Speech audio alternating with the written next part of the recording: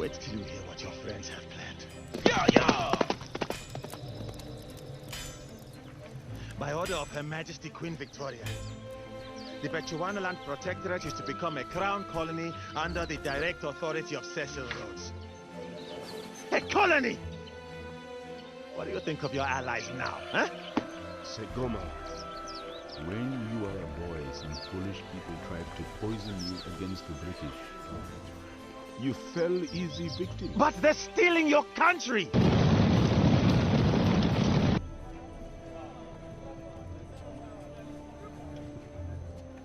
Papa, what are we going to do? I am with your mother. We will talk later.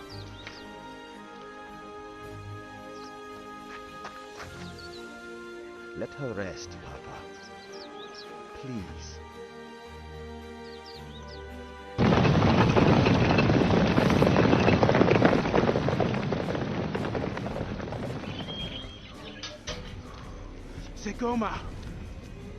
Segoma, British soldiers coming just now. Now do you believe me?